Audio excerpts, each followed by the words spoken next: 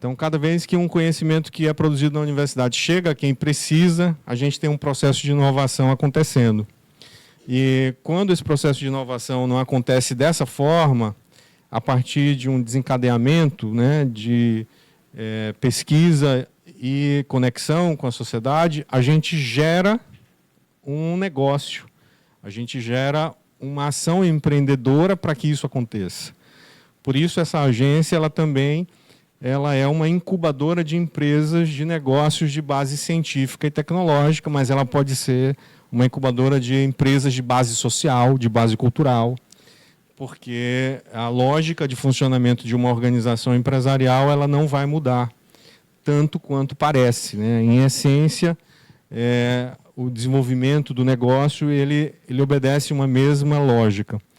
Então, nós colocamos esses negócios no mercado para que eles escoem, para que eles entreguem para públicos específicos aquilo que a gente produz.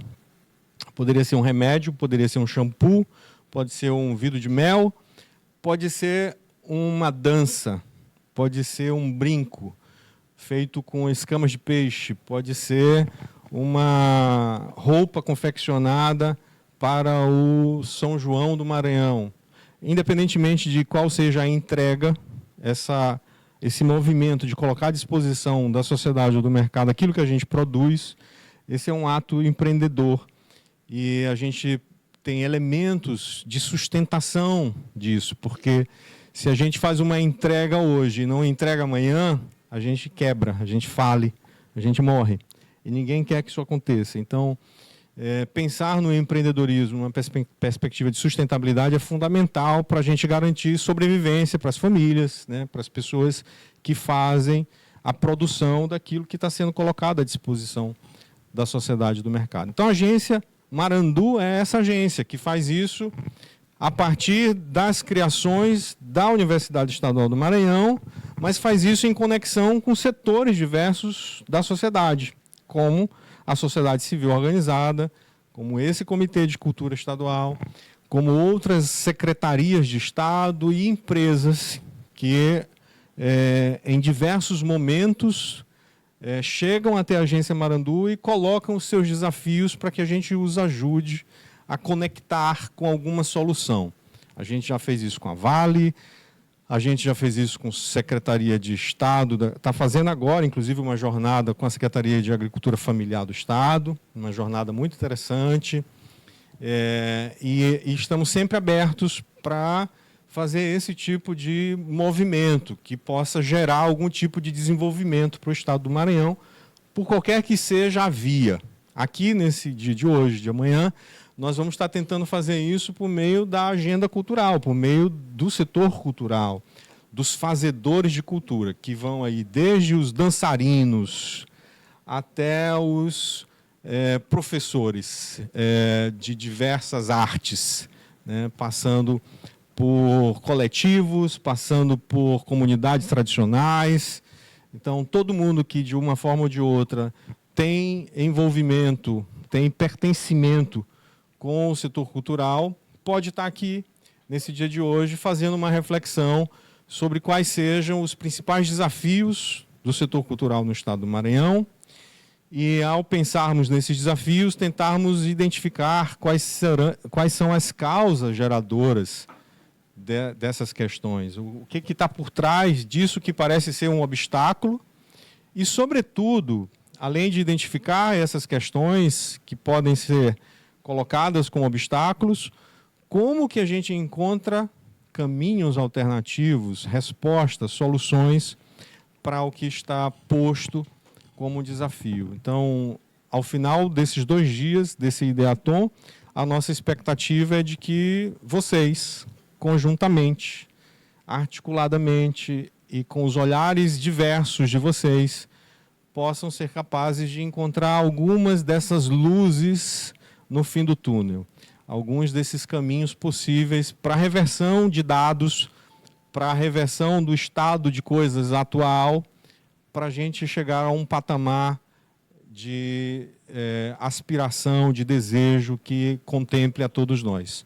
Então, essa é a proposta que está por trás dessa agenda que começa hoje, e eu gostaria de rapidamente dar a vocês uma visão da operação desse nosso encontro.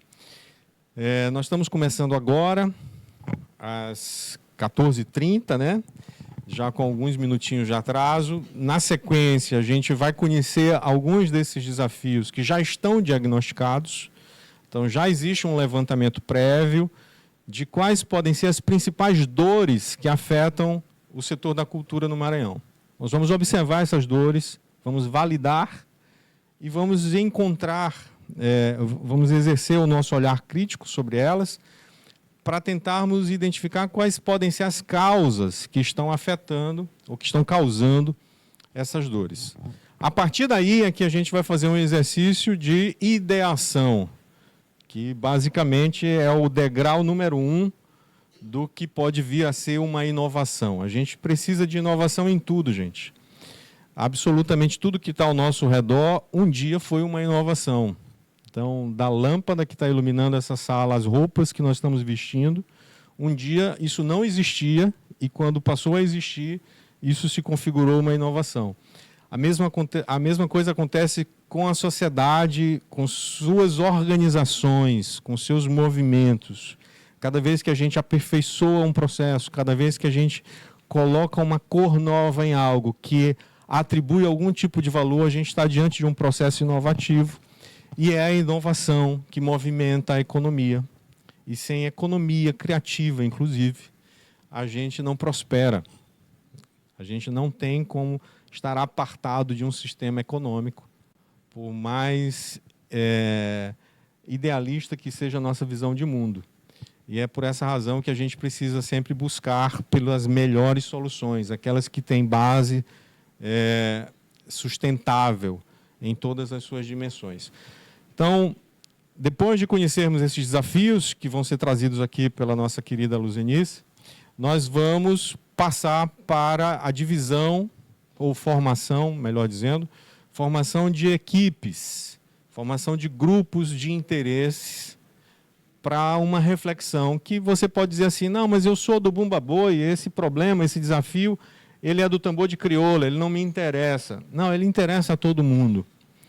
Porque não é o problema em si que está em questão aqui, mas é como nós vamos entender esse problema, porque uma vez que a gente entenda esse problema, a gente vai conseguir entender todos os outros problemas que estiverem postos. Então, ainda que um problema possa não parecer adequado para a sua experiência de vida, ou jornada profissional, ou militância social, entender esse problema com a metodologia que vai ser trazida aqui é muito útil para que a gente consiga transportar essa mesma metodologia para outras realidades. Então, é um exercício que será feito aqui e a gente conta muito com a participação efetiva de cada um.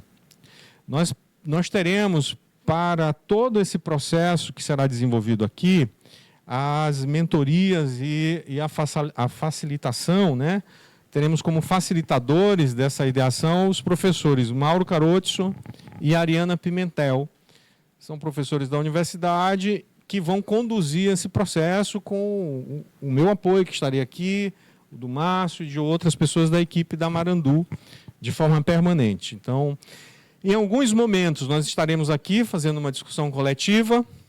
Em outros momentos, vocês estarão fazendo discussões em grupo, em algum ambiente da agência. Então, a gente reservou salas lá em cima, com mesas, que vocês poderão reunir e fazer discussões e depois voltar para cá para fazer algumas entregas. Nós temos um material de apoio, o professor Mauro vai exibir todo esse material de apoio aqui, em vídeo, e alguns papéis vão ser distribuídos para vocês também, para que a dinâmica seja a melhor possível.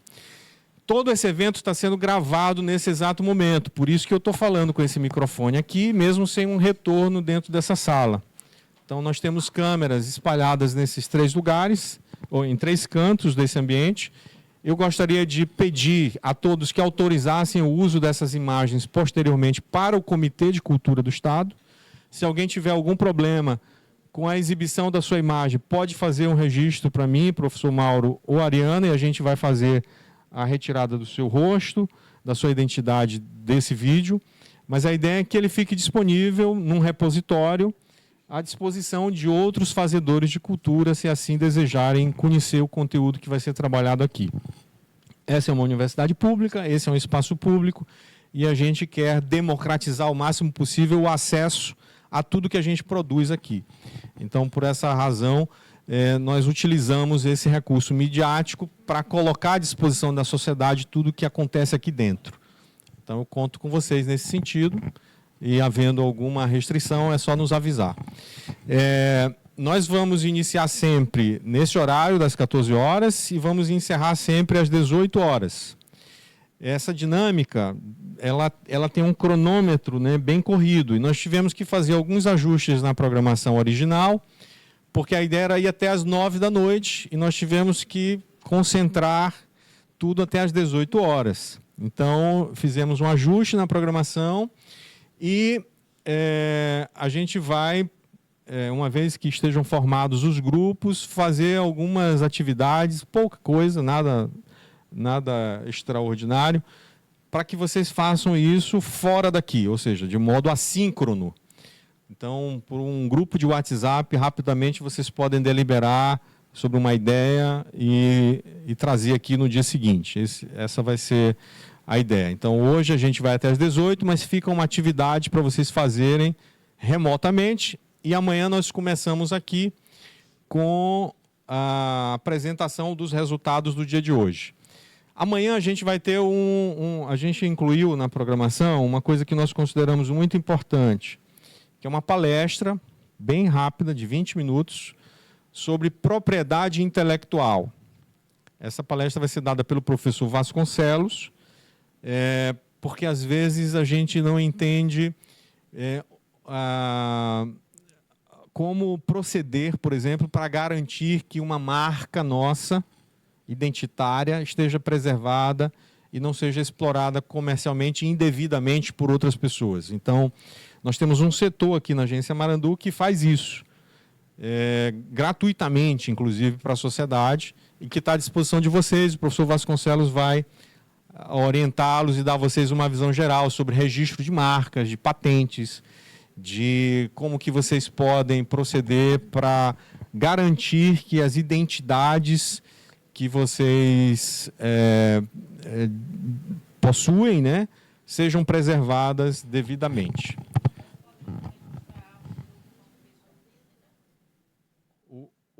Uma pessoa física pode fazer o registro de alguma... Sem CNPJ, pode ser. Você fala de fazer um registro junto de propriedade intelectual, né? De uma marca, pode sim. Elas são... Esse é um direito, né, de cada indivíduo ou coletivos. Esses registros eles acontecem junto ao Instituto Nacional de Propriedade Industrial, o INPI. Então, ele é cheio de regras e o pessoal aqui trabalha com isso, vai ajudar vocês a ter uma visão geral de como podem fazer. Discutir, por exemplo, direito autoral para aqueles que produzem, compõem, que escrevem, coisas assim que eu acho que são importantes para o setor cultural. Amanhã vocês vão ter uma ideia a respeito. Então, gente, em linhas gerais, essa é a dinâmica, tá? A gente vai ficar aqui um pouco desconfortável em alguns momentos. Vocês podem, quando estiverem cansados, mudar de posição, pedir para regular o ar-condicionado, podem levantar para ir ao banheiro, que subindo a escadaria ou pegando o elevador, ele fica logo à direita, tá? Nós vamos ter um intervalo por volta das 4 horas, vai vir um cafezinho para a gente, talvez um bolinho, uma coisinha a mais, tá bom? Para ninguém ficar triste, ninguém cochilar. Então, ao dizer tudo isso que disse, quero imediatamente, sem mais delongas, convidar a Luzenice para fazer uso da palavra, ela que vai nos trazer aqui uma visão sobre o diagnóstico já realizado sobre o setor cultural no estado do Maranhão e seus principais desafios. Por favor. Uma última coisa, sempre que alguém na plateia precisar falar, levante a mão para a gente poder levar algum microfone para que a sua fala seja registrada e essas câmeras vão pegar a sua voz, tá? Vão lhe identificar. É importante isso porque senão você fala daí e quem estiver, né, assistindo isso depois no YouTube, em algum canal, não vai saber quem está falando, tá bom? Então é importante a gente poder colocar o microfone à sua disposição. Gente, então, professor, obrigada. Obrigada a vocês todos estarem aqui, receberam um convite, ele foi, né, muito rápido, muita gente respondeu rapidamente. Dizer para vocês de onde eu falo, né? Eu sou maranhense, nascida em Codó, criada em Caxias, então eu sou uma menina ribeirinha. O rio da minha vida é o Itapecuru. É o maior rio que corre nesse estado, genuinamente maranhense. Isso diz muito sobre mim, uma menina ribeirinha, migrante. Eu vim estudar aqui e aqui permaneci. Isso diz muito sobre a estudante que eu fui. E aqui eu falo em nome do Comitê de Cultura, que é uma rede instituída através de uma chamada pública do Ministério da Cultura, uma política nova do governo atual, no seu primeiro ciclo, com 2 grandes pilares. O primeiro está aqui representado pela nossa colega Jéssica, que é um agente territorial de cultura, foi também submetido à seleção pública e tem em vários lugares do estado. E o comitê é essa rede, que é encabeçada pelo Instituto Maranhão Sustentável, que eu sou vice-presidente e ajudei a fundar, tem sede em Raposa, Aqui é o Ilê Axé de Oxóssi de Codó, um terreiro de Umbanda. E aqui é o Boi da Floresta, representado aqui pela nossa querida Nadir, estrela de quinta grandeza, e também coordenadora geral do Comitê de Cultura. Então, essa rede é instituída por um edital público para fazer o que vocês já viram aí, em regra, no material que a gente distribuiu, mas e aqui eu repito, a gente atua em 3 grandes eixos: formação, apoio técnico, mobilização e constituição de redes, TC colaboração, e comunicação e difusão. E a gente é sociedade civil para a sociedade civil. Então, aqui todo mundo é organização da sociedade civil e o nosso público prioritário é sociedade civil em 22 municípios do estado do Maranhão, em 3 grandes regiões. São Luís, com 12 municípios, Codó, com 4 municípios, e Godofredo Viana, com 6 municípios. Ao total, 22. Essa é a nossa missão do primeiro ciclo, vamos dizer assim, que se encerra em abril. E essa é uma parceria com a UEMA. A gente faz várias coisas com a UEMA. Hoje a gente está fazendo isso com a Agência Marandu e a gente espera que seja uma jornada de muitas, uma experiência importante para inovação no campo da cultura. Já é isso o tempo todo, né? Mas especialmente se juntar com esse viés tecnológico e de pesquisa, a gente agradece já de antemão todo o time Marandu, já disse que o pessoal do MIC está de olho, gostou muito da ideia e a gente espera se aprofundar. Claro que o que nós... é um processo de cocriação, é um processo que vai resultar das nossas experiências compartilhadas e cooperadas. Então, esse time que a gente está construindo aqui vai dar o tom e a medida do êxito do que a gente vai construir nesses 2 dias. Esse rearranjo de tempo foi um pedido que eu fiz, expliquei para o professor que esse tempo de final de ano, especialmente para o segmento de cultura, é muita demanda, é muita coisa, e aí se a gente podia correr o risco de ter baixas, né? Se a gente, na jornada alongada, para a gente fazer uma coisa meio híbrida na parte da noite, certo? E ele me pediu o seguinte... E eu já coloquei isso aqui no grupo que a gente criou. Para efeito de inscrição, a gente fez um grupo, professor, então todo mundo está num grupo, esse material já está aqui. Ele pediu, Luzenice, faz uma fala breve sobre o que é o diagnóstico do segmento da cultura, quais são os macroproblemas. Por óbvio que eu vou dizer que todo mundo aqui conhece, professor, as dores da cultura, às vezes mais amplificada, às vezes sob o viés do seu segmento. Obviamente, eu vou sentir mais a minha dor do meu segmento. Então, eu basicamente fiz uma pesquisa no Plano Estadual de Cultura e o que eu trago aqui só para reanimar as memórias é um pouco dessa reflexão associada às missões do comitê que eu acabei de falar. Não preciso dizer e repetir, não preciso repetir muito, que professores, o desafio fundamental do segmento da cultura é a simbologia. O único ser vivente que tem cultura é o ser humano. Direito, cultura é direito humano. Quem faz cultura é gente, tem muito valor simbólico, subjetivo. Aí, às vezes, o método e as questões muito cartesianas, elas não dão conta dessa simbologia. Esse é o pulo do gato no segmento da cultura que a gente precisa ficar atento. Então, sem delongas, esses são os desafios que a gente destacou. Eles não pretendem esgotar, muito pelo contrário, vocês são esse elemento de cocriação e trazer... Olha, acho que tem questões aí que a gente está passando ao largo, enfim. Bom, gestão pública e acesso a políticas de fomento, né? O que a gente tem? A gente não tem mecanismos de gestão que facilitem o acesso das comunidades e seus fazedores a meios de acessar o direito à política, né? As participações legítimas.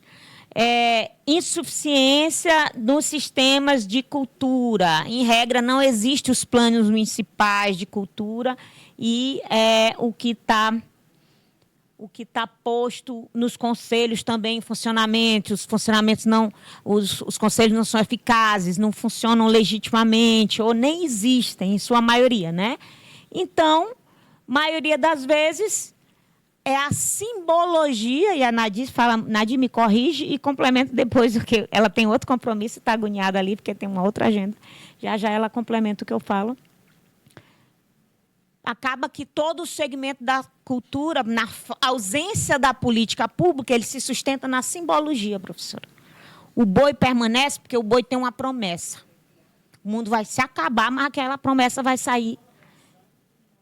E a política pública chega assim, pontual. Então, a ausência de mecanismo de gestão gera isso. Mas isso é sacrifício, né? Não é política pública.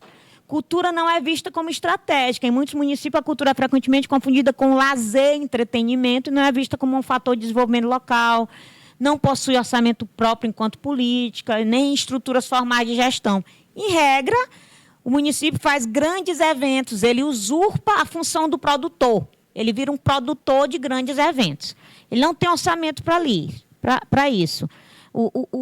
Os prefeitos em pequenos municípios, eles viram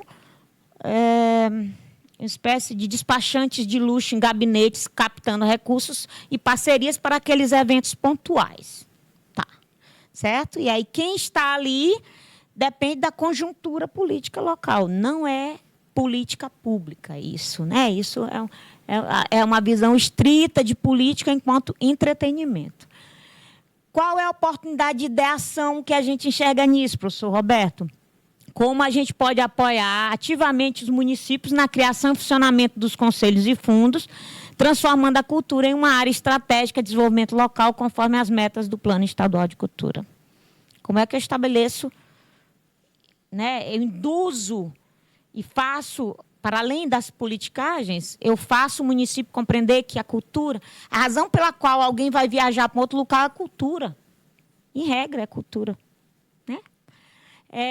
Outro eixo, vulnerabilidade socioeconômica e proteção territorial. As comunidades, incluindo todos especialmente aquelas mais vulneráveis, e que são comunidades prioritárias para o comitê, elas enfrentam ameaças diretas que impactam as suas práticas culturais. Grandes empreendimentos com violência e vulnerabilidade em múltiplas dimensões, necessidade de proteção legal e cultural. Então, a gente precisa definir as regras de como as comunidades querem ser consultadas. É isso que é protocolo de consulta livre. Mecanismo de proteção das práticas culturais, salvaguardar o que o poder público nem deu conta de conhecer. Ele não mapeou, ele não sabe que existe e a gente precisa salvaguardar, a gente precisa registrar, difundir. economia artesanal e transição. Grande parte da produção cultural maranhense é feita de forma artesanal e desarticulada para consumo doméstico. O desafio é criar cadeias criativas e produtivas que garantam sustentabilidade socioeconômica desses segmentos. Qual é a nossa oportunidade de ideação aí? Nadir fala sempre disso. Tem, para além do boi brincar, tem uma cadeia de produção em torno desse processo e que não é verdadeiramente capitalizada, fomentada por política. Oportunidade para ideação nesse campo, considerando a presença de povos e comunidades tradicionais em áreas prioritárias, que ideias de projetos podem servir como mecanismo de salvaguarda e autonomia econômica, integrando cultura, ambiente e desenvolvimento sustentável. Terceiro eixo, lacunas em formação, capacitação e apoio técnico. Então, questões de institucionalização e a complexidade de acesso a recursos exige qualificação, que ainda é deficitária. Então, qual é a principal política de fomento hoje do Estado? Edital. Gente, edital não é includente. Edital é um concurso, é excludente. Está aberto um edital de pontão de cultura. Nós somos um pontão de cultura. São 5 os que serão selecionados. No meu tempo, no meu interior, isso chamava pumurro. Vou jogar aqui, quem ganhar vai levar murro. Vocês lembram dessa brincadeira? Então, é isso. Edital não é uma política de inclusão. Uma política de inclusão é outra coisa. Edital é uma política de seleção. É diferente, é seletivo. Então, achou o jeito?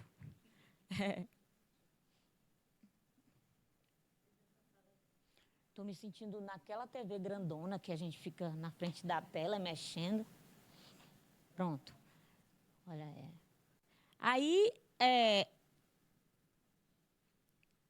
lacunas em formação, né? Falta de formação sistêmica. O Estado se ressente de falta de formação e capacitação dos atores para lidar com institucionalização. O que significa isso? Eu tenho coletivos que eu tenho brincadeiras que elas existem, persistem, por questões simbólicas, mas elas não estão institucionalizadas e elas precisam ter segurança para serem institucionalizadas. Não basta chegar lá e criar um CNPJ, porque vai dar em absolutamente nada. Precisa ter segurança, esteio técnico para ela evoluir nesse sentido. E ela não virar massa de manobra de politicagem. Deficiência em gestão de projetos de financiamento, né? Formação em direitos e políticas, apoio técnico e regular, isso a gente faz, mas essa é uma missão do comitê, mas a gente precisa ganhar corpo, né? Volume, técnicas, soluções tecnológicas. Articulação, formulação de projetos e parceria, acesso a financiamento e editais.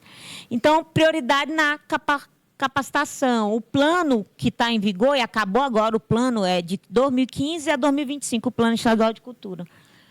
Ele estabelece como meta a duplicação do número de pessoas qualificadas em temas como gestão, elaboração de projetos, economia solidária e patrimônio cultural.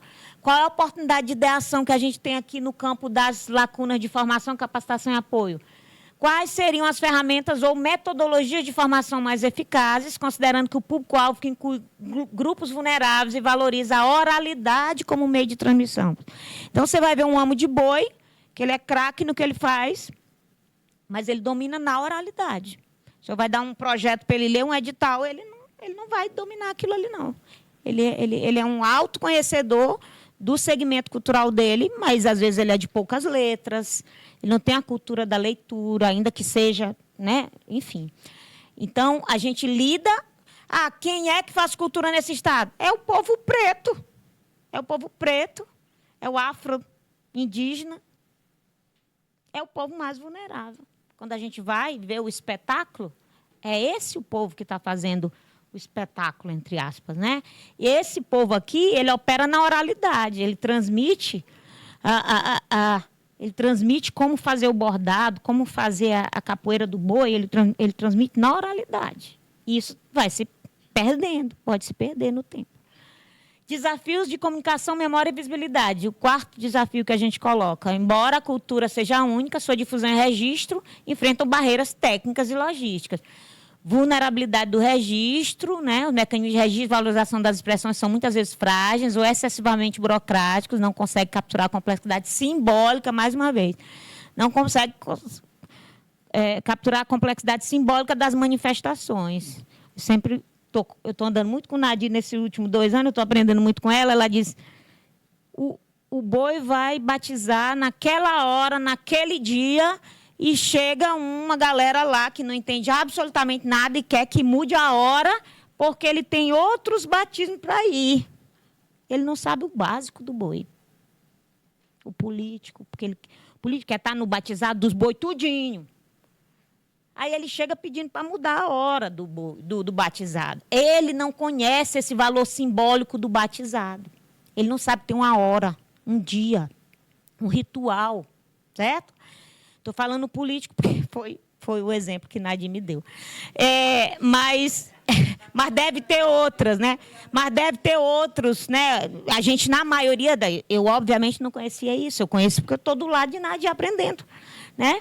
Necessidade de infraestrutura digital segura, né? Enfrentamento às violências midiáticas, garantir a segurança de dados coletivos, comunicação multicanal e acessibilidade, né? Temos que, como eu estou falando de áreas remotas, periféricas, com pouca inclusão digital, a gente está falando de um estado com baixa inclusão digital, então eu tenho que ter uma estratégia pensando que o povo não está todo o tempo online, né? É isso. E organização de dados, mapeamento. Onde estão esses fazedores de cultura? Igual aquela pergunta da TV, como é que faz? Onde estão, o que comem, onde moram, não sei o quê, não sei o quê. Então, é isso, mapear. Então, o comitê tem feito isso. Cada ação representa um mapeamento, né? De reconhecer as pessoas, qual é o segmento delas, qual é o contato ativo, e atualizando. Todos os comitês em todo o Brasil estão fazendo isso. Essa é uma missão nossa. Então, essa é só uma reflexão de entrada, uma provocação. Minha coordenadora, complemente aí, que eu sei que a senhora está aí. Meu Deus, eu não sei. Ela já falou tudo. Você já falou tudo, minha presidente. Já falou tudo. Gente, boa tarde novamente. É sempre um prazer estar nesses momentos, né? Nesses locais, para a gente falar da gente para a gente mesmo. Não é não? Porque aqui eu estou em casa.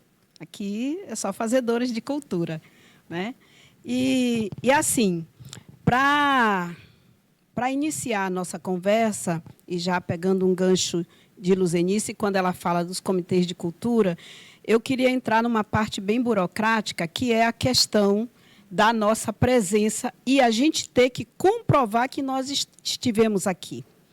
Para isso, eu gostaria de pedir a colaboração dos senhores, aqueles que quiserem, é claro, Mas vou querer. Colocar a sua assinatura na nossa folha de frequência. Cadê, gente? Já está passando, sim.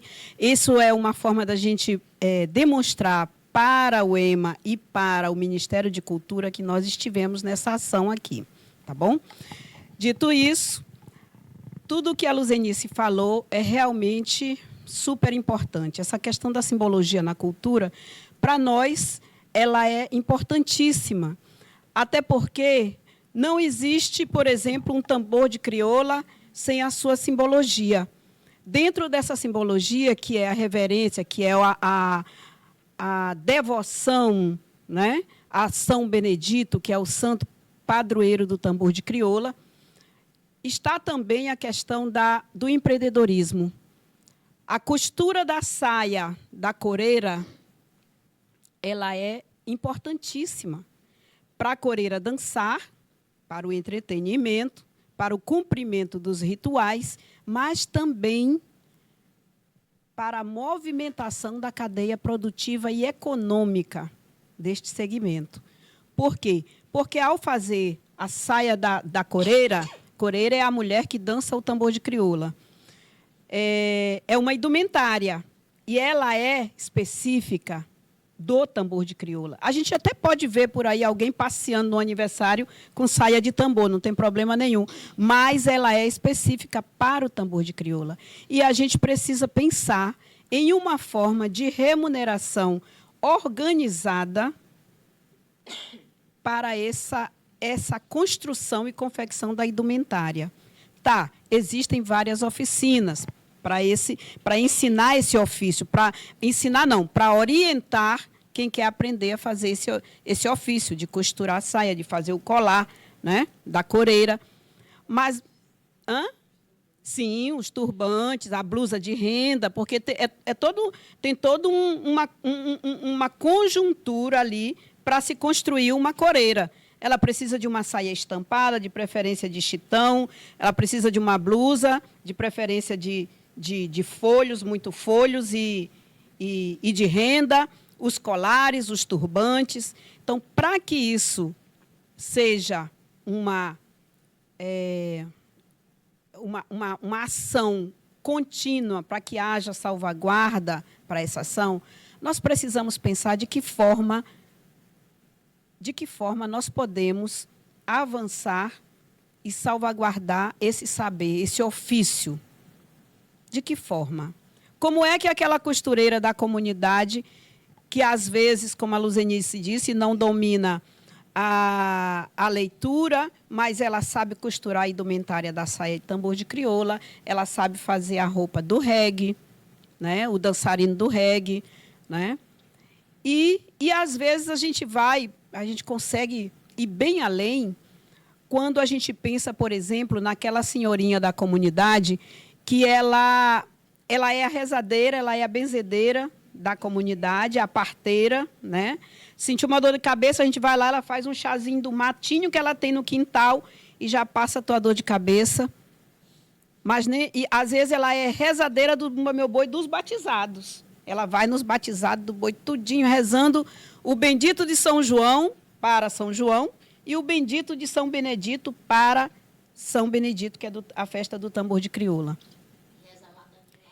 E ela reza, justamente, ela é aquela rezadeira, aquela benzedeira, que não tem o letramento, que não teve as oportunidades que nós temos aqui, mas ela reza a ladainha em latim.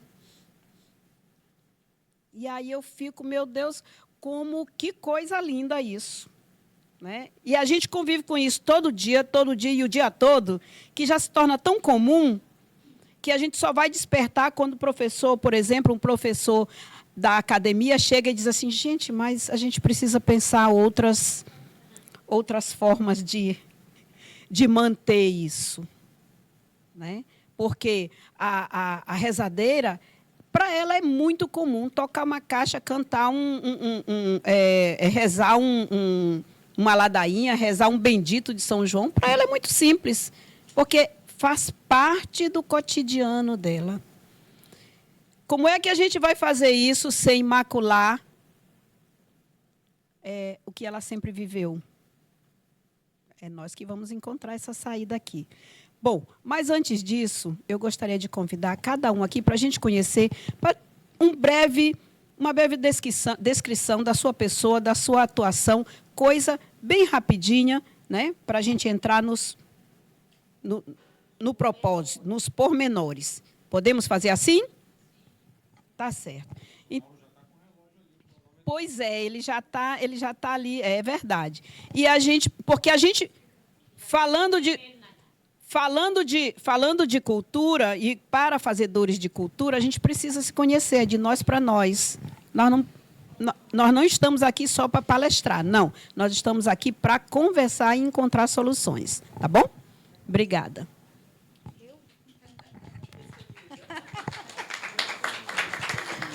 Olá, boa tarde. Ah, é só... Entendi. Tá. Eu sou Maria Tereza, sou antropóloga e também educadora. Trabalho com educação infantil na perspectiva intercultural. Atualmente no Quilombo de Barro Vermelho, que fica no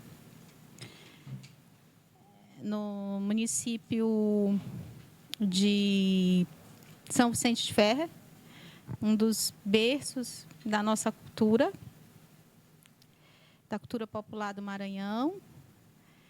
E tenho me interessado muito por essa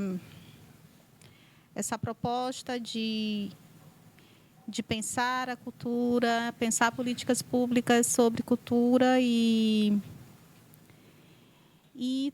também de inovação cultural, de pensar projetos do qual a gente possa alcançar esses resultados que a gente observa, né, que são necessários nas comunidades, nas escolas. É isso. Obrigada. Boa tarde. Eu sou Breno, maranhense, mas eu moro no Rio de Janeiro há 30 anos. Eu sou designer de produto, sou formado em jornalismo também e trabalho com locução. Trabalho para a indústria do audiovisual, colocando voz em vídeo, em áudio só também, peças publicitárias em geral. E estou com a Maria Tereza aqui. A gente está começando a pensar em projetos culturais. A gente fez o concurso nacional unificado no bloco de educação e cultura.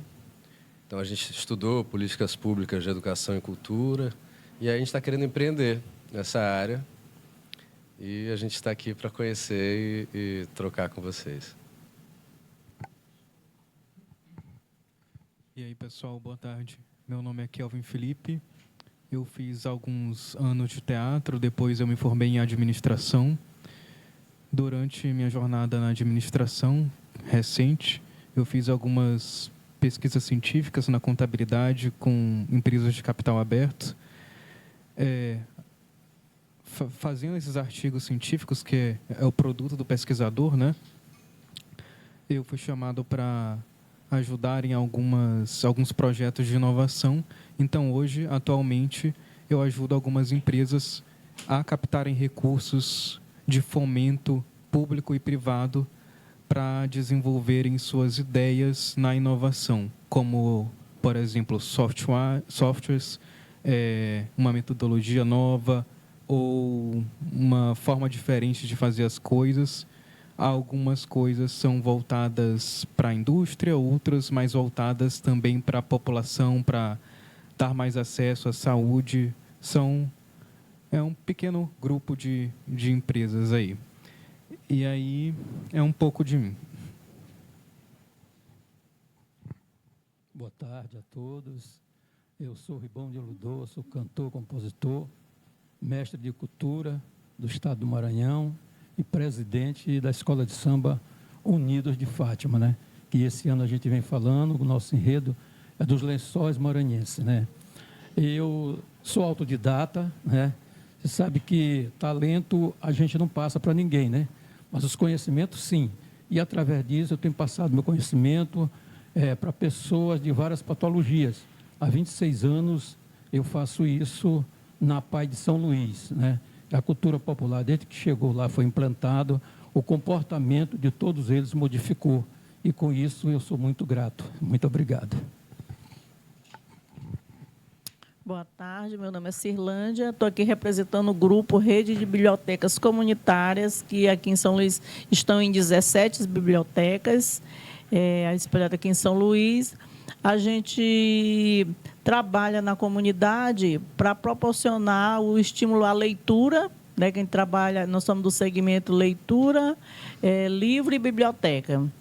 Então, nesse segmento, a gente trabalha a mediação de leitura com as crianças, levando para a biblioteca e oferece oficinas para essas crianças, de oficina de capoeira, de teatro e oficinas de manuais, né, que as crianças e adolescentes e as instituições, as bibliotecas, elas não têm, como vocês estão dizendo aqui, um recurso. As bibliotecas elas estão dentro de instituições, né, das escolas comunitárias, porque a biblioteca ela não tem como pagar o aluguel, a luz, climatizar, e a instituição ela já oferece. Aí é uma parceria, né, que faz com a comunidade. A biblioteca ela recebe as crianças de toda assim, a redondeza da escola, porque as crianças a gente quer tirar elas da rua. E para que a gente tire as crianças das ruas, a gente vai, visita as escolas, né, e oferece, faz um cadastro de uma quantidade de crianças que a gente possa atender com o lanche, que é um atrativo muito que as crianças querem o lanche, querem estar participando. E aí a gente vai oferecendo isso anualmente. Faz também alguns projetos. Tem biblioteca que consegue fazer o projeto, porque você sabe, a ideia está na cabeça de fazer, mas na hora de passar para o papel, não tem muita facilidade de fazer esse projeto para arrecadar o fundo. E assim é o nosso trabalho, uma labuta diariamente com a comunidade para trabalhar. Boa tarde, meu nome é Daiane, eu sou caixeira do Divino, coreira de tambor de crioula. Sou da Casa Fonte Achante, que além de ser um terreiro de candomblé e tambor de mina e candomblé, também um ponto de cultura. Também estou junto com a Carla Coreira no novo ponto de cultura, que é a Capelinha de São Benedito. E sou do tambor de São Felipe, brinco no Boi da Floresta com a minha mestra Nadir. E é isso, são várias brincadeiras que eu faço parte.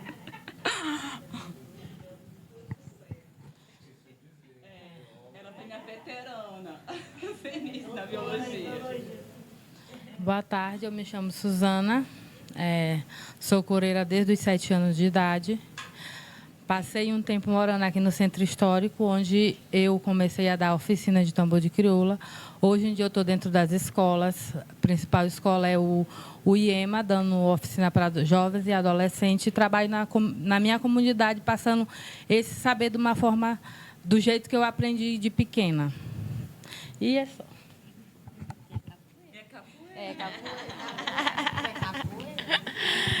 Boa tarde. Eu sou a Lara, sou brincante do Boi da Floresta também. Sou estudante de teatro, né? Sou das artes cênicas.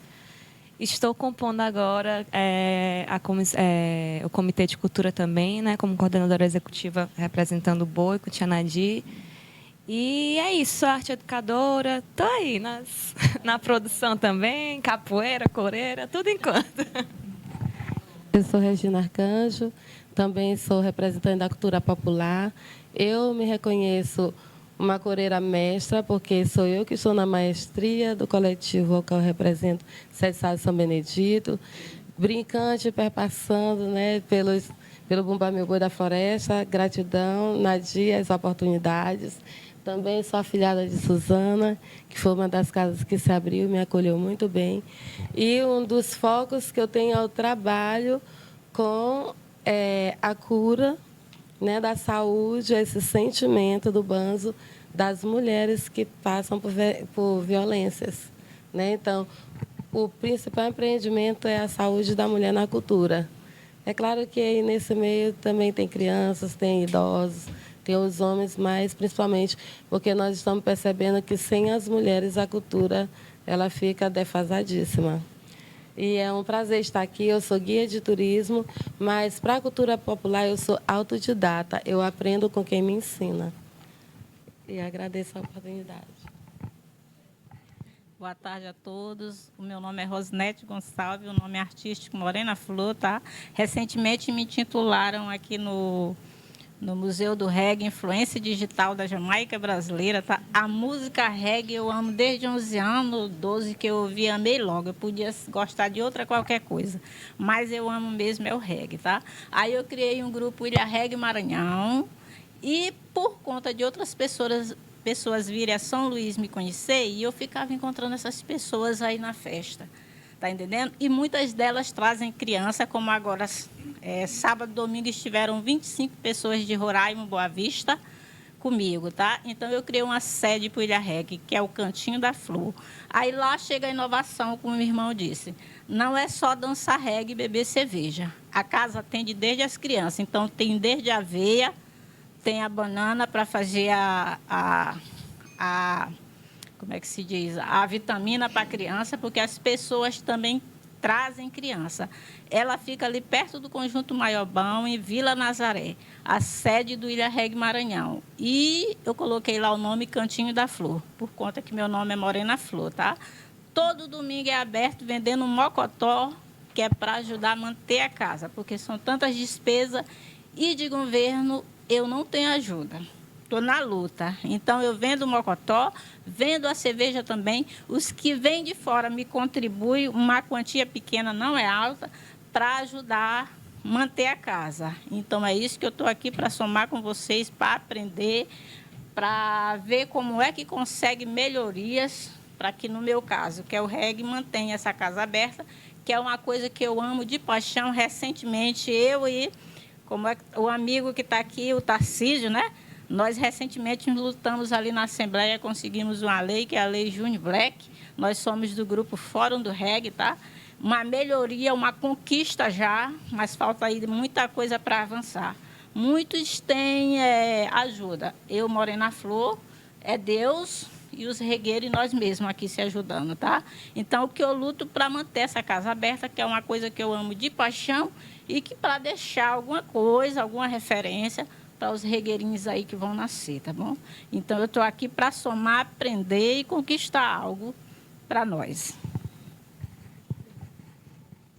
Olá, boa tarde. Meu nome é Dina, sou ativista, defensora de direitos humanos e gerente de projetos. Eu tive a oportunidade de interagir com algumas comunidades quilombolas do estado do Maranhão e acompanhar alguns projetos culturais de tambor de crioula, de capoeira.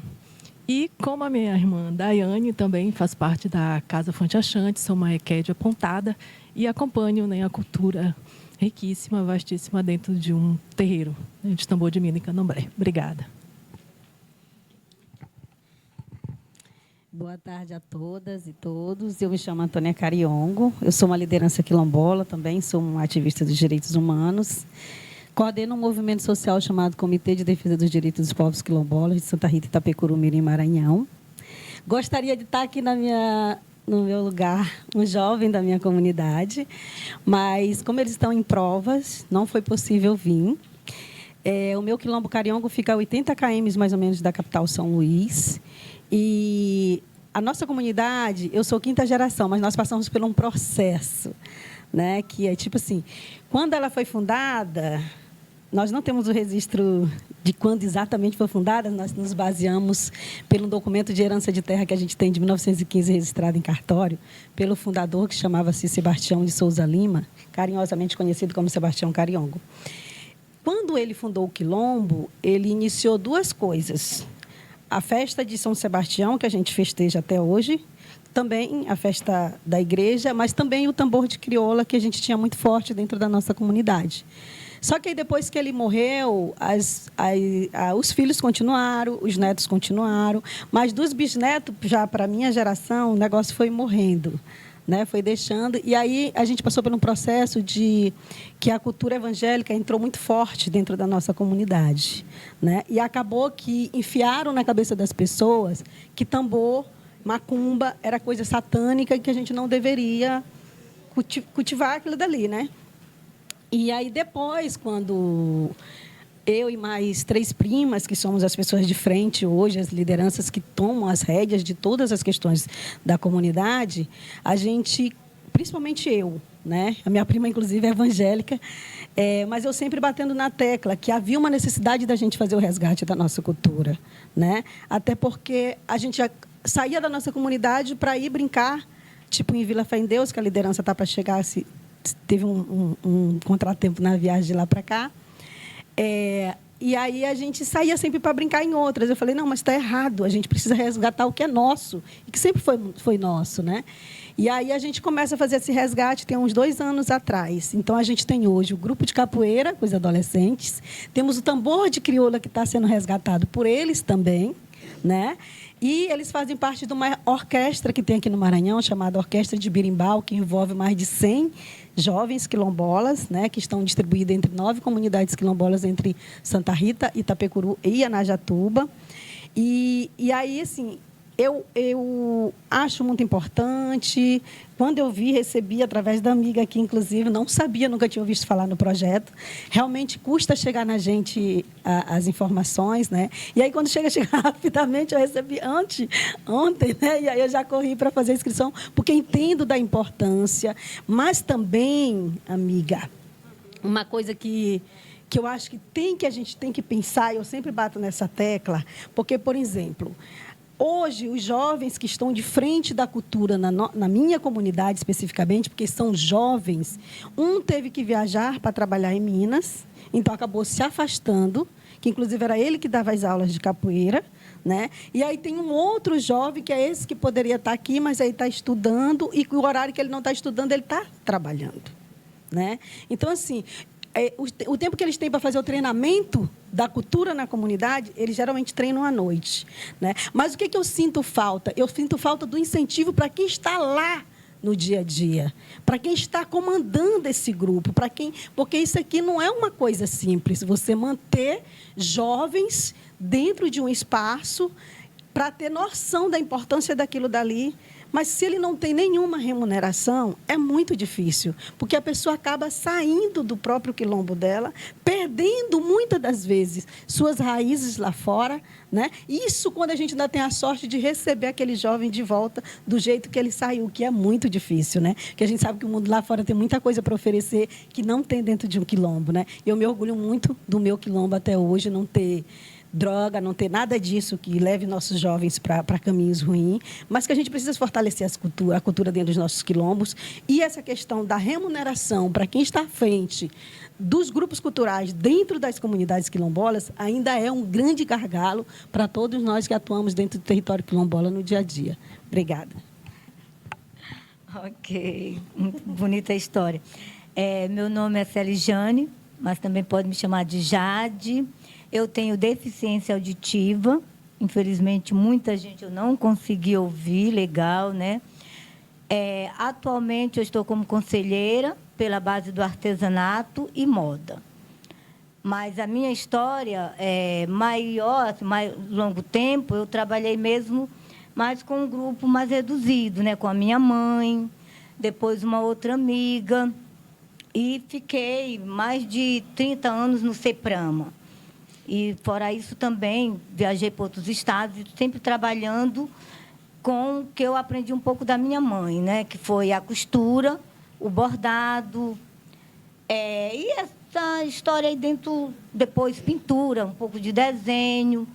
Mas, enfim, quando veio já a lei 13.180/2015, que é a lei do artesão, aí veio um novo conceito do que era artesanato, né? Eu estava lá no CEPRAMA.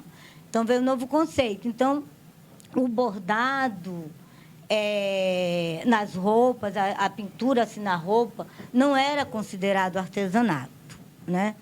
Então, eu já também tinha trabalhado um tempo com couro, quando eu morei em Minas Gerais, né? Só que aqui o couro era muito difícil achar, muito complicado. Aí, inclusive, foi até uma amiga minha que trabalhava lá no CEPRAMA, durante muitos anos trabalhou lá, ela disse assim, Jade, então, começa a trabalhar com fibra de buriti, porque tu já trabalha com moda, já trabalha com roupa, né? Então, começa a trabalhar com a fibra de buriti, diante desse novo conceito. Aí eu tive que me formular, né? E começar a trabalhar, então, com fibra de buriti, para poder também ter os direitos do artesão, né? Que, então, tinha que estar dentro desse conceito. Só que, já mais recente, ano passado, eu resolvi sair do CEPRAMA. Aliás, já estava também cansada, precisava de um tempo. E aí eu fui convidada pela FEDACMA, que é a Associação dos Artesãos do Maranhão, né? Que contém 12 associações já em outros municípios também, e aqui tem, eu acho que umas 4, para fazer parte. Aí foi que eu entrei na FEDACMA e, depois disso, eu estou fazendo parte agora de uma associação já mais próxima da minha área, né? Que é a Artuf, que é na área Itaquibacanga.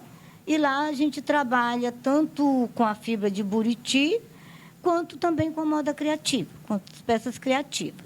Então, no momento, é isso. Eu gostei muito das falas de todos aqui, achei muito interessante o que ela colocou, sobre exatamente o que é políticas públicas e não o que a gente acontece. Porque, exatamente, política pública, no meu haver, na minha ignorância, é algo que tem que ser continuado, independente dos partidos. Chega um, começa uma coisa, chega outro, não gosta, sabe? Aí começa outra história e a gente vai ficando boiando, né? Também gostei muito da fala dela, que realmente sem o povo não dá para começar qualquer coisa, né? Então, muito obrigada. Meu nome é Wagner, eu sou designer gráfico, sou membro do Conselho de Cultura de São Luís e atualmente trabalho com diagramação de revista e produzindo alguns projetos para criadores de cultura, a parte de documento, de subir no Prosa, subir nas plataformas para poder captar o recurso, que tem uma certa dificuldade dos produtores culturais de terem acesso a como eles captam o dinheiro público, né? O dinheiro dos editais. E aí eu trabalho atuando nessa área. É isso. Boa tarde. Tarcísio Ferreira, originário do bairro do Caratatiba. Estou envolvido com reggae desde os anos 70. Sou produtor, sou seletor, produtor de filmes também, né? Para quem não conhece, tem um filme A Tribo do Reggae no YouTube. É um filme que nós produzimos que conta a história do reggae no Maranhão, tendo como ponto de fundo a tribo de Jah. Por acaso, professor da UFMA. Estive envolvido durante tempo com a capoeira, na universidade e fora dela, no Fórum Permanente da Capoeira do Maranhão. Tenho viajado o mundo através do reggae, né? Na Europa, São Paulo, Santa Catarina, Brasília, Salvador, Fortaleza, agora mesmo cheguei de Salvador. Então, rapidamente, para poder não tomar tempo, porque é só uma apresentação breve. Grande Wilson. Boa tarde. Boa tarde, eu me chamo Wilson, sou uma pessoa com deficiência visual, sinal em libras, a mão espalmada sobre a cabeça e a frente da testa com a palma para baixo. Sou graduado em licenciatura em teatro pela Universidade Federal do Maranhão e estou aqui enquanto um dos membros do Fórum de Artes Cênicas e estou também conselheiro suplente da Mesorregião Norte do Maranhão. Também estamos nessa luta aí de estar tentando contribuir para que nós, enquanto pessoas com deficiência visual, estejamos também dentro desse processo da arte, da cultura. Nós, antes de termos a condição de deficiente, somos pessoas e também somos merecedores de estar dentro desse processo. Então, acho que para a apresentação, acho que esse foi o momento aqui. Boa tarde, eu sou o Valber Lúcio, eu sou gestor e proprietário do Centro Cultural Casa Gamela, que há 3 anos desenvolve trabalho na cidade de São José de Ribamar.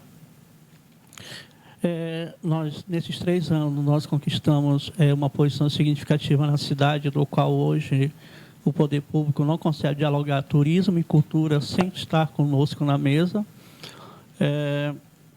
Dentre as várias facetas que conquistamos na cidade, nós conseguimos dar continuidade ao curso de turismo do EJATEC, no Colégio Vieira, que estava perto de ser encerrado, numa cidade balneária, uma cidade riquíssima de potencial turístico, ambiental. É inadmissível não ter um curso de turismo, né? Mas também conseguimos com que o IFMA de São José também voltasse com seu curso de turismo, que agora, em 2026, retornará. Isso, para a gente, é um grande feito, porque a Casa Gamela, como atrativo turístico, ele absorve esses profissionais, né, com esse fluxo turístico que a cidade vem tendo ao longo desse período. E, dentro disso, nós somos ponto de cultura, já em processo de certificação, já nós atendemos algumas pessoas da comunidade que, de maneira como são hipossuficientes, como comunidade de Terreiro, comunidade de Santana, de Jussatuba, a gente faz atendimento. E é isso, são 3 anos de atividade, são 3 anos de conquista. Graças a Deus, a gente está ali na lida, somos uma referência hoje na cidade. Colocamos São José de Ribamar no roteiro de galerias de arte, com 8 exposições. Temos uma galeria, uma loja de artesanato e um centro de acolhimento, onde a gente recebe ali, bate um papo, toma um café. Conseguimos fazer com que o turista não fique só 20 minutos na cidade, mas permaneça por 60 minutos. Né? Então, isso para a gente hoje é um grande feito para quem é independente, trabalha com recursos próprios e vive hoje de editais e de processos colaborativos junto com a comunidade. Oi, eu sou Ana Carolina, Eu sou do Escritório de Cultura do Maranhão. Tá? Nós somos 4 pessoas representando o MINC aqui no Maranhão. Nossa sede fica ali na sede do IFAM, que é na Rua do Giz. E, resumindo, eu olhando todos aqui, nós somos cultura, gente. Nosso corpo é cultura. Então, quando eu vejo todo um segmento se unindo, eu vejo comitê, eu vejo universidades, eu vejo instituições públicas, eu vejo conselhos, eu vejo fazedores de cultura falando a mesma língua, isso significa fortalecimento. Isso significa que a gente precisa disso para que chegue na base, para que a base também esteja aqui, tendo essa oportunidade para falar e para dizer e para contribuir até onde pode arrecadar recursos, como se arrecadar recursos, porque isso ainda está num movimento, sabe, seleto. Né? Então, quando a gente se une, a gente amplia essa rede.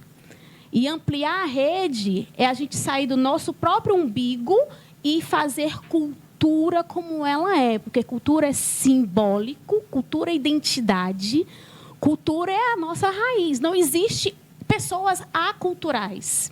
Não existe. Então, o que a gente faz aqui, o que eu vejo fazer é exatamente isso. É um fomento à cultura, uma vez que a cultura, quem investe, e os recursos federais ou recursos estaduais e municipais, que investem em qualquer que seja o segmento, na cultura, a cultura é o único segmento que ele dá retorno. Ele dá um retorno simbólico, identitário e, principalmente, econômico. A gente tem que... E quando eu vim aqui, pelo convite da Luzenice e da Nadir, e falar de inovação, é a gente entender que a gente gera renda. E isso é algo que vai ajudar vocês que estão nessa base a movimentar a coisa. E sim, gente, eu posso estar representando o MINC, eu posso estar representando o escritório, mas o grito é de vocês. A gente está aqui para fazer um diálogo, para dar um empurrão, mas o grito é de vocês. Tá? E é interessantíssimo. E aqui, se vocês... Aqui está tendo um evento hoje, amanhã, mas também está tendo um evento que é o Fórum de Pontos e Pontões de Cultura, concomitante aqui. Ou seja, é muito rico isso. É muito rico. Infelizmente, não está junto. Né? Mas é riquíssimo e não é desmerecimento. Aqui é importante, lá muito mais também. Né? Então, é isso, que a gente possa se encontrar mais vezes e unir falas mais vezes para que a gente possa abarcar todos. Boa tarde, não vou tomar muito tempo. Eu sou uma pessoa com deficiência também, né? Deficiência física e monocular. Sou originária do bairro de Fátima, aluna de Fátima, estamos juntos. Meu nome é Jéssica Cantanhede, né? Sou MC, sou rapper, MC Catitinha, sou escritora também. Sou projetista, sou relatora da Associação Santa Rita de Castro, que hoje de manhã eu estava, né, representando. Sou agente territorial de cultura, né? Aí nessa empreitada, o seu moço aqui, como esqueci o nome dele, que é do comitê, a gente fez uma... Eu e o Cadete, que somos os agentes territoriais daqui do Maranhão, daqui de São Luís, na verdade, né? No Maranhão tem mais. A gente anda fazendo formações, né? A gente anda fazendo formações e, às vezes, é até gritante o tanto de público que aparece, né? A gente... Uma formação gratuita, talvez seja por causa da mobilização e da descredibilidade também da galera, né? Mas, assim, eu tô aqui para somar, né? Tanto é que eu tô democratizar a cultura. Acho que essa nova ideia do PNCC, que é a Política Nacional dos Comitês de Cultura, onde o projeto de agente territorial também está inserido, a nossa missão é essa. E também o escritório do MINC, né, aqui com minha querida Carol. A ideia é essa, democratizar a cultura para os que estão lá na ponta. E eu consegui, né, pelo meu lado de escritor, o meu lado de rapper, eu consegui me inscrever em editais, eu consegui publicar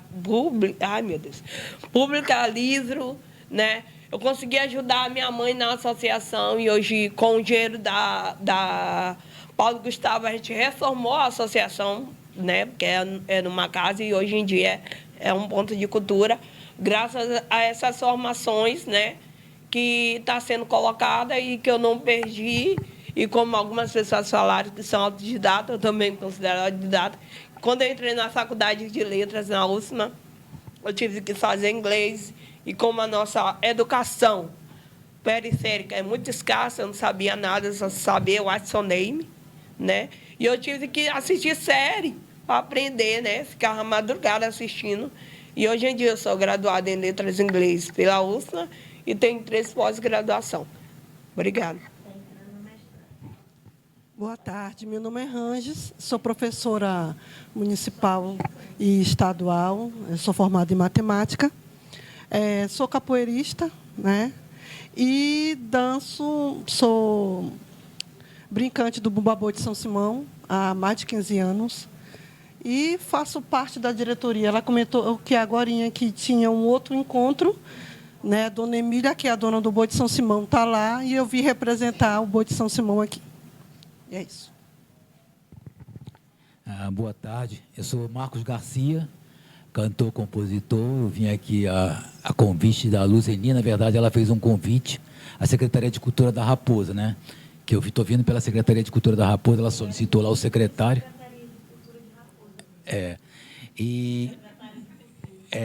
Aí o secretário pediu que eu viesse aqui para representar lá a secretaria. Mas, na verdade, eu fico pensando... A gente, como músico, como artista, né?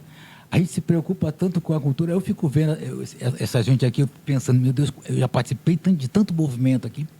E a gente está numa gestão hoje que eu tenho que falar porque, na minha concepção, está muito aquém do que eu imagino culturalmente. Mas não é culpa do secretário, não. Às vezes, a menina falou ali da questão do tambor de crioula, do centro de Umbanda, enfim, da matriz africana.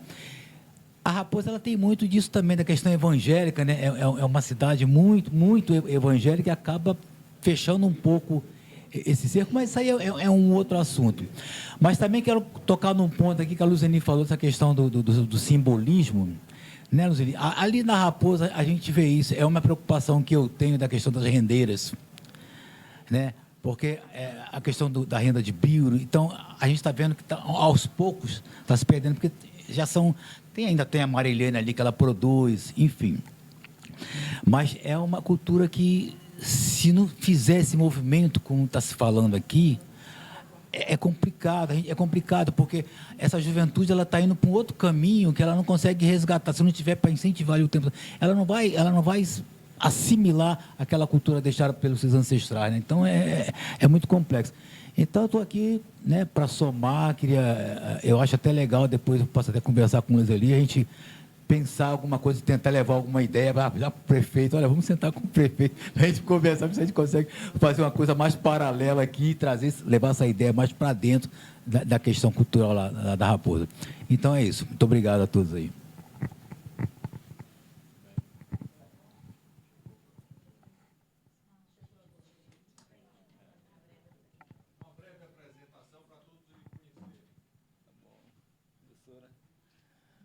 Boa tarde.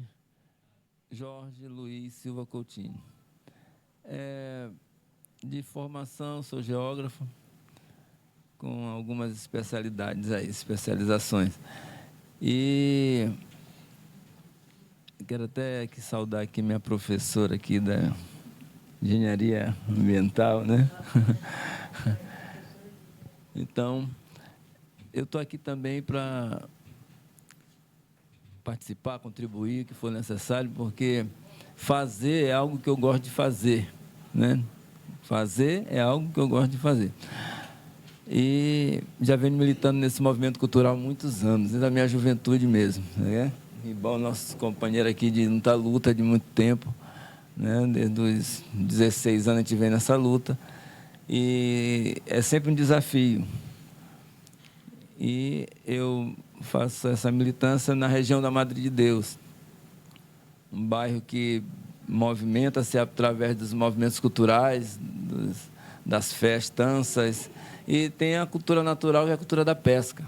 É uma região de pesca, assim era e ainda continua, né? Ela começou a esse modo em 1713, quando ainda naquele tempo era chamado de Ponta de Santa Amaro, só que depois, nesse período, passou a ser chamado de Madre de Deus por conta de uma cultuação a Santa Maria, Mãe, Madre de Deus, a Santa Maria, né? Então, começou os costumes de chegar até lá para poder fazer as orações. Aí ninguém mais ia para a Ponta de Santa Amaro, todo mundo já ia para a Madre de Deus.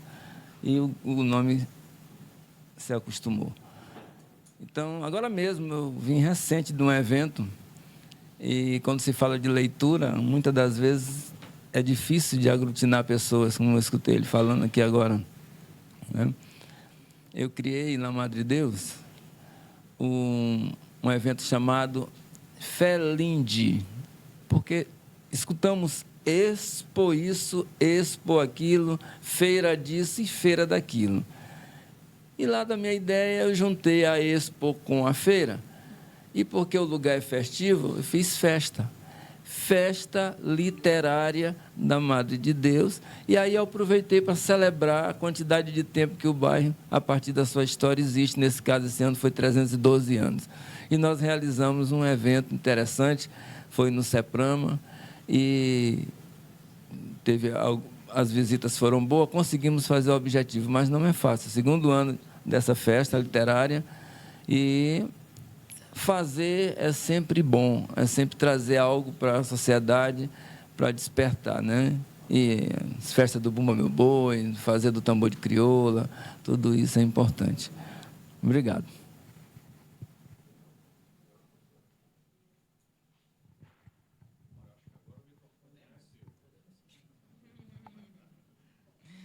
Eu sou Mauro Carozzo, já conheço todo mundo. Eu sou professor da UEMA, formado em Engenharia de Produção. Fui professor da Lara, que ela iniciou, não sei até qual período.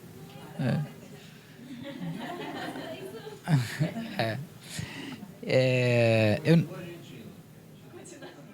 nasci na Argentina, né?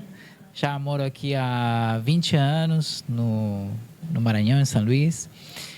Bom, voltando um pouco a nosso roteiro aqui da jornada de ideação, né? A jornada de ideação parece muito mais com uma oficina do que com uma palestra, né? Então, vocês vão perceber que a gente vai passar mais tempo, vocês com a mão na massa, do que a gente aqui falando alguma coisa. Tá? Mas, para iniciar, né, como é uma oficina e tem muita atividade prática, a gente propõe a formação de grupos ou equipes em torno de desafios. Aqui foram colocados 4 macro desafios. Alguns de vocês usaram esses desafios para até enfatizar a importância de alguns deles, outros trouxeram outros desafios. É importante que a gente consiga trabalhar mais de um desafio, até para conseguir abranger mais problemas, né? E que esses 2 dias sejam mais frutíferos. Mas também é importante, além da escolha dos desafios para a gente trabalhar ao longo desses 2 dias, é que essas equipes sejam formadas por pessoas com perspectivas, com experiências, com conhecimentos diferentes. Então, não é a hora de falar, vou ficar aqui com o meu coleguinha que eu já conheço. Não, é tudo o contrário. É tentar formar grupos de pessoas que se complementem, para que na hora de falar sobre o problema, tenha várias perspectivas sobre o problema. Na hora de criar soluções, a gente consiga também ter outras ideias, né? Que uma jornada de ideação tem como base a criatividade. E a criatividade também requer essa diversidade de olhares, né? Então, isso posto, e agora vamos tentar ser o mais breve possível, eu pensei em trabalharmos, em função da quantidade de pessoas, em 4 grupos de 6. Contei assim rapidamente, tem 24 pessoas. Serão 4 grupos de 6. Coincidentemente, são uma quantidade de desafios, mas se vocês quiserem alterar ou pegar um subtópico aqui, como, né, pode ser também. Mas agora a nossa tarefa é formar esses 4 grupos em torno de alguns desses desafios, né? Como que a gente faz isso? A gente cada um de vocês pode manifestar, a gente pode usar como base esses 4 aqui, até para agilizar, né? Voltando aqui, para agilidade na gestão, aqui quem trabalha com políticas públicas, que tem mais experiência, talvez, nessa temática, ou se identifica com esse desafio, poderia ser uma opção. Aqui, travou.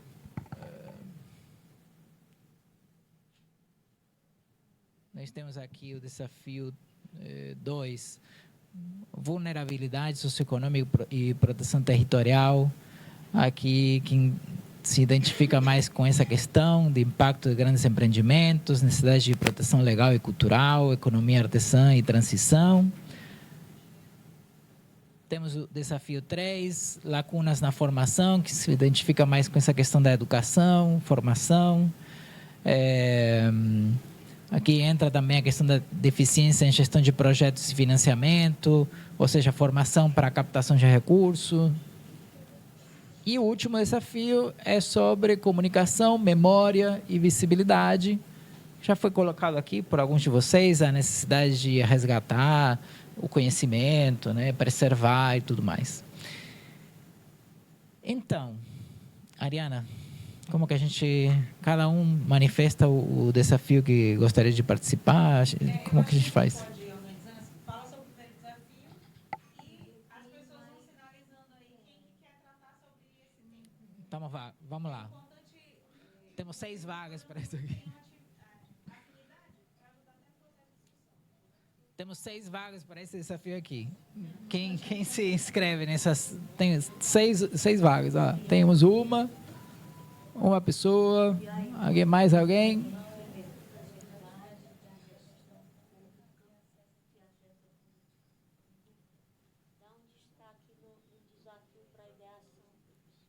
Aqui tem as oportunidades. Aqui, como podemos apoiar ativamente os municípios na criação e funcionamento de conselhos e fundos, transformando a cultura em uma área estratégica de desenvolvimento local, conforme as metas do Plano Estadual de Cultura.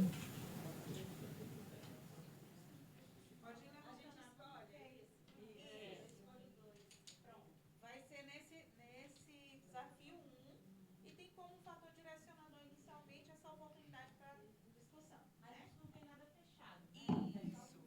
É um ponto não dentro. 6.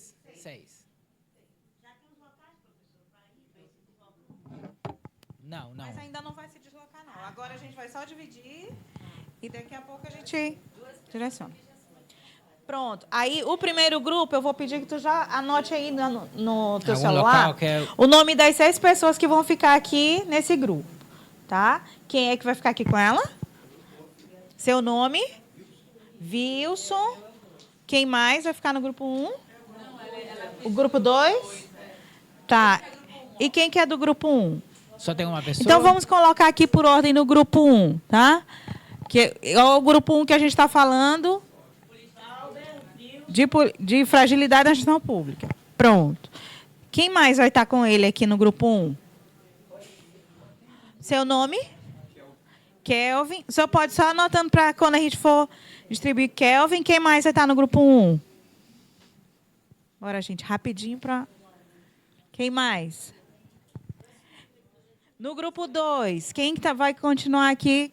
Qual é o primeiro nome que já está contigo? Antônia.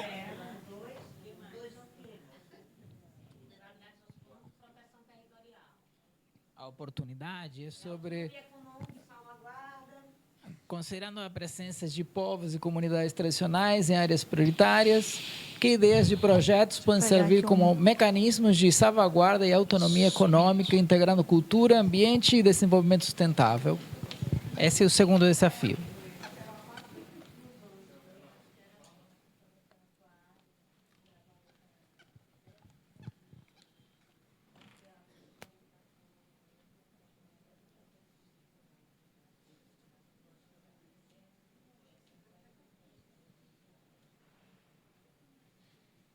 Mais alguém nesse segundo? Lembrando que é um exercício, depois a gente vai se encontrar, né?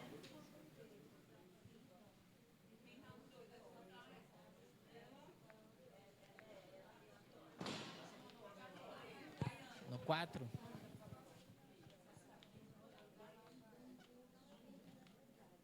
Mais alguém no 2?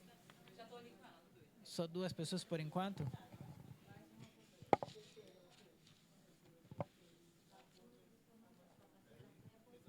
O 3 é lacunas em formação, capacitação e apoio técnico.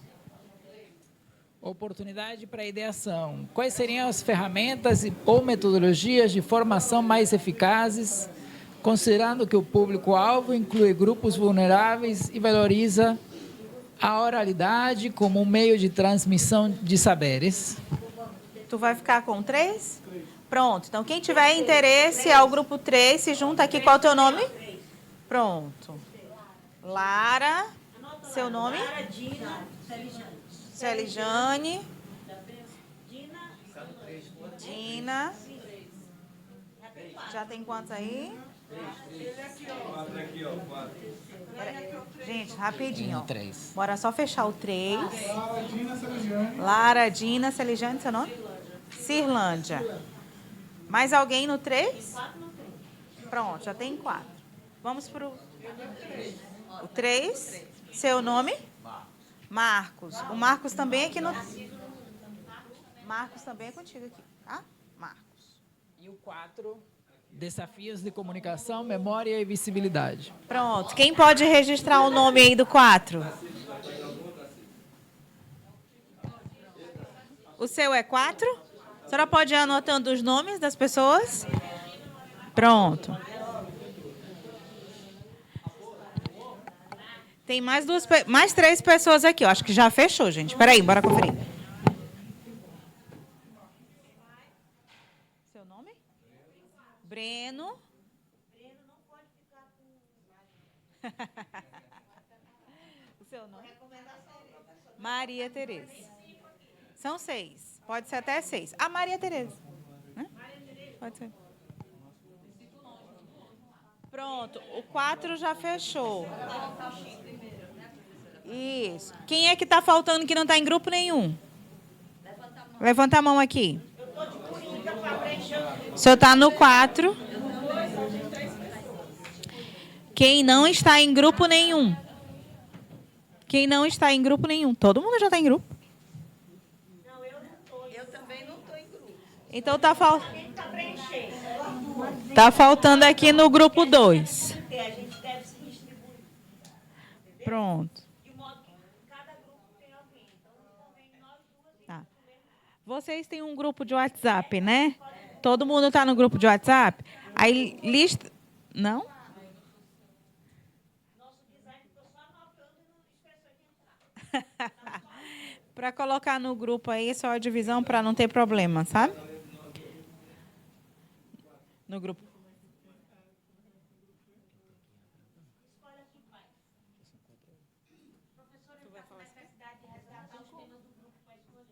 Gente, está bem aqui. Ó, tem os desafios, até imprimi umas vias aqui. Pronto. Vou deixar com um representante de cada grupo. Só um minutinho aqui, para que a gente... Para agilizar na hora de... Quem está representando o outro grupo está aqui. Que aí para vocês relembrarem qual é o desafio. Acho que já começa. Ah, tá. Bora lá, então.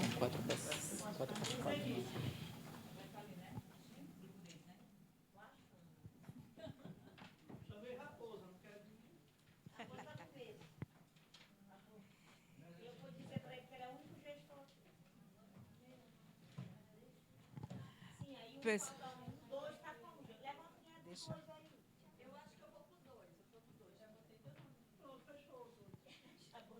Eu vou só encostar aqui, tá bom?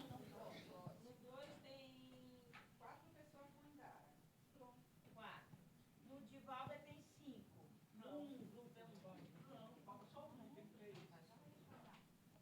são 4 pessoas por grupo para vocês. Até 6. Até 6. a gente já está meio que dividido, né? Eu vou me apresentar aqui porque eu não tive a oportunidade de falar, né? Eu me chamo Ariana Pimentel.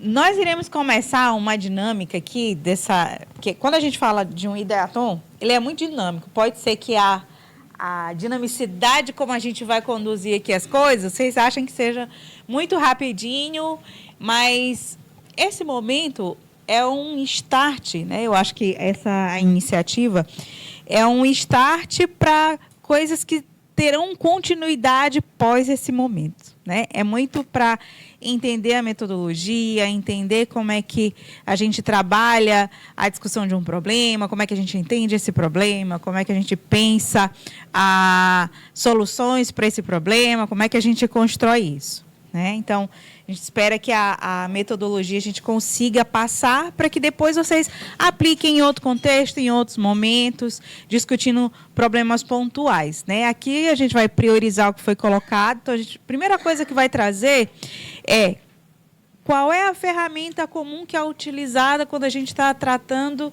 de ideações assim, né? Nós temos o Design Thinking, que é uma ferramenta que traz uma conceituação teórica. Vamos lá, bora passar. Pronto. O principal autor que nós temos aqui sobre Design Thinking é o Tim Brown. Ele tem esse livro clássico aqui que fala sobre esse processo de divergir, né, sobre um determinado problema, como a gente convergir para pensar soluções para esse problema, como que a gente cria ideias a partir do que foi priorizado para a solução desse problema. Então, essa metodologia vai nos guiar ao longo desses 2 dias, né? Então, o Design Thinking é uma abordagem usada para criar soluções inovadoras, né, que tem como foco central o indivíduo, que foi o que a gente já até colocou aqui, né? Tudo acontece em razão do ser humano. Então, o Design Thinking ele tem muito a empatia. Ou seja, tudo que nós formos pensar aqui, vamos desenvolver a visão de pensar no outro. Quem é que passa pelo problema que nós estamos trazendo? O que esta pessoa sente a partir desse problema? Como que ela é impactada com esse problema? Né? Quais são as raízes desse problema? Sempre olhando para o outro, né? Se colocando no lugar dele para compreender todo esse contexto, para na hora que a gente for pensar a solução para aquele problema, a gente eu já conheço a pessoa, eu já conheço quem passa por essa dor, eu já compreendi bem e vou conseguir construir solução inovadora a partir desse processo de conscientização, né? E vou me colocar melhor no lugar do outro para pensar essa solução inovadora. E o outro ponto aqui é a colaboração. Então, tem como princípio a colaboração. Hoje, o que nós estamos fazendo aqui será um processo, nesses 2 dias, um processo de pensar em conjunto soluções, como co-criando aqui soluções para os problemas postos de uma forma muito colaborativa, né?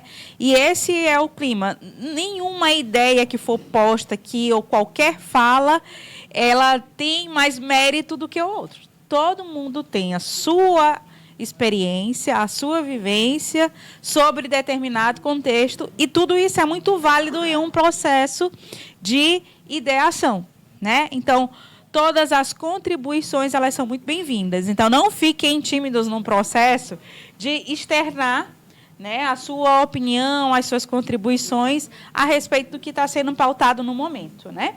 E também a experimentação.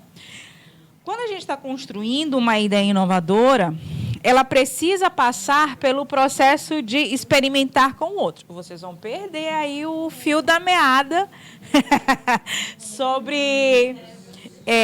vocês vão ter a oportunidade de falar detalhado disso aí. Eu vou até ajudar vocês também. Não se preocupe. Então, a gente está falando que essa abordagem, né, ela traz o contexto da empatia, a colaboração e a experimentação. Então, por exemplo, vocês vão pensar uma ideia para a solução do problema, mas ela precisa ser testada. Porque não necessariamente, por eu conhecer aquele contexto e pensar que aquela solução vai ser válida para aquele contexto, né, ela de fato vai dar certo. Então, precisa ser experimentada. Isso é a base da metodologia que a gente vai abordar aqui. Né? Então, a empatia é ver com os olhos do outro, ouvir com os ouvidos do outro e sentir com o coração do outro. Né? Então, vamos sempre nos colocar no lugar do outro. Aqui, o contexto da cultura, para mim, não é vivência. Então, o momento com vocês vai ser de grande enriquecimento. Né? Então, a gente conhece a técnica, a metodologia de construir ideias inovadoras, mas é a partir da experiência e da vivência de vocês, dos ouvidos, do sentimento, de tudo que vocês vêm abordando, vivenciam, que a gente vai construir, de fato, uma ideia inovadora. Então, nesse processo, quais são as etapas que nós temos? Né? Nós temos aqui, que a gente fala, que é o duplo diamante. Mas, gente, o que é esse negócio de duplo diamante? São duas fases centrais desse processo de construção de ideias inovadoras. Então, nesse primeiro diamante que a gente traz aqui, o nosso olhar vai estar para o problema. Né? Então, nós temos um momento de entender, pesquisar sobre o problema. E essa fase aqui é uma fase chave. Eu vou descobrir as razões existentes que causam aquele problema ali. Então, eu tenho um processo bem aprofundado de pesquisa. Nesses 2 dias, a gente não vai conseguir pesquisar tudo sobre os problemas postos. Mas o máximo que nós pudermos buscar de informação para compreender esse problema vai ser essencial para os próximos passos, porque aqui eu vou descobrir as razões do problema e eu entro num processo de pesquisa e depois que eu me aprofundei nesse problema, eu vou agora tratar aqui de sistematizar e sintetizar as principais causas desse problema, porque a gente vai ver que são vários, mas assim, qual é o que tem mais impacto? Qual é o que está ali, o problema mais reincidente e qual o impacto que ele vai gerando. Né? Então, de todos os problemas levantados, a gente vai fazer um refinamento disso e selecionar os principais. Né? E vai definir aqui com qual problema que a gente vai trabalhar. Selecionamos o problema com que a gente vai trabalhar, a gente vai desenvolver aqui algumas ideias. Aí é um processo de brainstorm. Vou vir várias ideias. Essas ideias partirão de quê? A partir da experiência de cada um, cada um vai ter, com certeza, uma contribuição diferente, uma ideia diferente para a solução desse problema. Então, depois a gente vai ter um momento de selecionar aquelas ideias que têm mais viabilidade técnica, viabilidade financeira, aquela que consegue alcançar um número maior de pessoas, né, que tem mais possibilidade de serem implementadas. Porque, muitas vezes, nesse processo de ideação, a gente pensa coisas mirabolantes que, para o hoje, para o agora, para um curto prazo, não é possível. Então, a gente sempre analisa o contexto para escolher a melhor ideia que vai gerar maior impacto com as condições que tem, com o recurso que tem, para o período, o prazo que se tem. Né? Então, no final, a gente chega numa entrega. Então, todos os problemas que foram conversados aqui, a gente vai ter momentos de trazer um pouquinho de explicação da fase, da etapa, uma ferramenta que vai ajudar, e aí vocês vão executar. Por isso que Mauro falou que é muito bom na massa. Né? Então, essa é a abordagem central que vai pautar aqui o nosso diálogo. Então, a gente falou um pouquinho aqui de design. E aí, para que a gente fale um pouquinho, siga essa distribuição, lembra que a gente falou aqui do duplo diamante? Essa parte de árvore de problema é o seguinte. Aqui esse desenho, né, uma árvore meio tempestuosa, um clima tempestuoso, mas qual é o objetivo disso, dessa árvore de problema? Aqui vai ajudar a você pensar mais sobre o problema. Então, o problema pode ser dividido em partes gerenciáveis e definíveis, né? Isso permite que a priorização mais clara dos fatores que ajudam a focar aí nos objetivos. Então, eu vou colocar aqui, eu acho que nessa ferramenta aqui, por exemplo, por que é árvore de problema, né? Então, o problema ele vai ser trago aqui para o centro da questão. Daqui a pouco a gente distribui mais canetinha, Gabi. Eu tenho uma ferramenta, a gente vai distribuir um papel para vocês e depois ir para as salas, onde aquele problema que vocês selecionaram, vocês vão colocar aqui no centro desse material que vocês vão construir. E vocês vão identificar qual é a causa desse problema. O que vocês hoje, dentro dos problemas que vocês escolheram trabalhar, vão refletir sobre qual é a causa desse problema, qual é a raiz, né? Tem aquela coisa, eu estou com uma dor, eu vou investigar qual é a raiz dessa dor, né? E aí começam os exames, a gente vai fazendo aqui a pesquisa, as análises e vai encontrando a raiz do problema.